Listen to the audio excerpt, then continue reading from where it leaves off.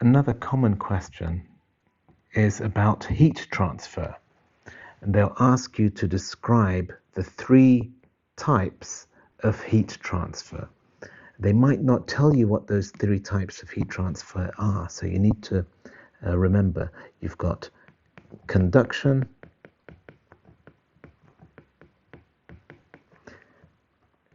convection, and radiation. And they might ask you to explain these, or explain the differences between them, or even to give examples.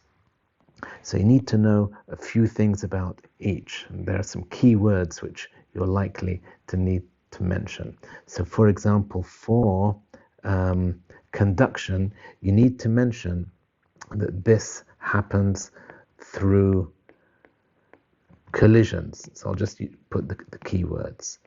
Collisions of particles. And this happens mostly in solids. So we'll say in solids. It can happen in liquids, but it's enough, I think, to say collision of particles in solids. Okay? It's a slow process. And if they ask for an example of conduction could be heat loss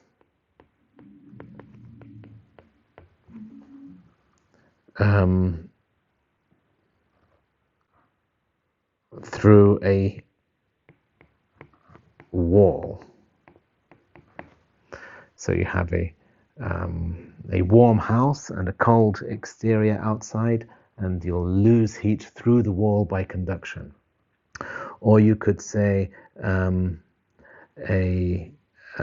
metal spoon in a cup of coffee.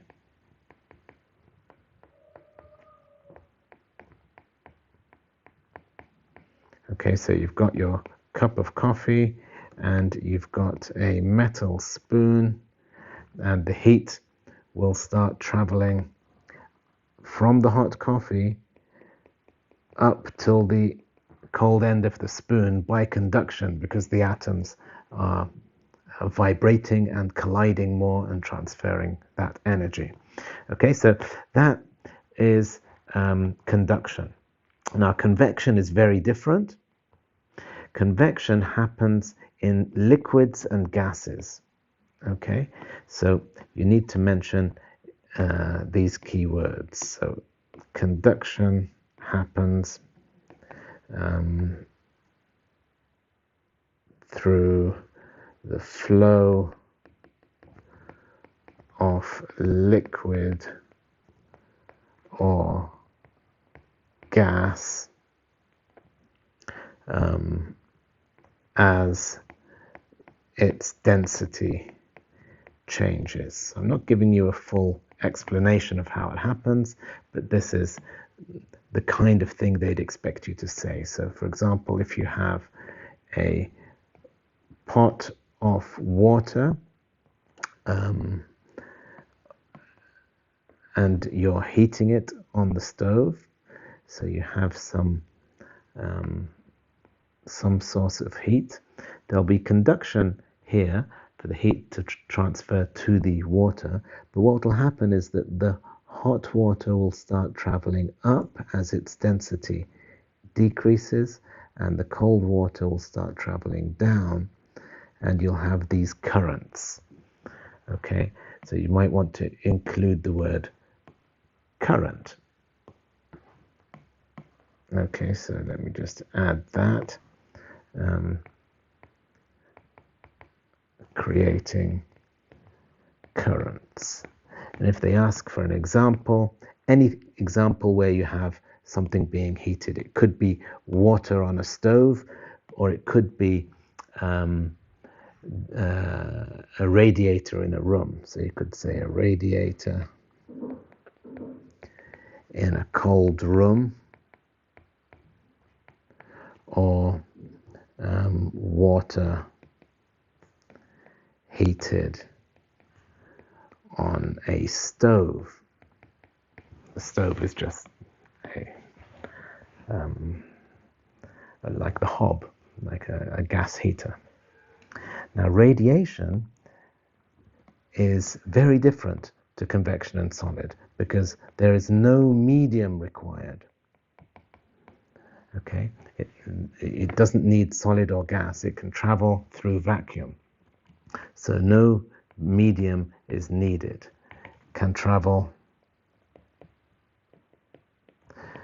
as electromagnetic waves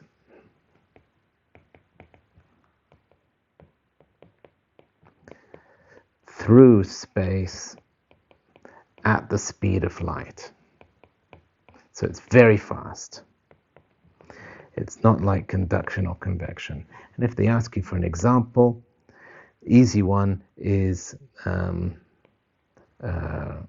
just say heat from the sun, because that arrives by radiation. There's no atmosphere between us and the sun. There's no medium. It's almost 100% vacuum, heat from the sun. So that's radiation. Also, say you had a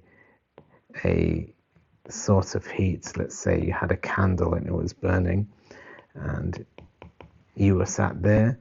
Then the heat would arrive. Not much heat if it's a candle, but that would arrive through radiation. So any example where the heat isn't through direct contact, because conduction requires direct contact. That's another good word to include. Direct contact. So if you mention the word direct contact, solid, collisions, that's enough for conduction. For convection, you need to mention the word flow, liquid, density, current. And for radiation, electromagnetic waves, no medium, speed of light. Okay, so I hope you found that helpful. This is about the 3 modes of heat transfer.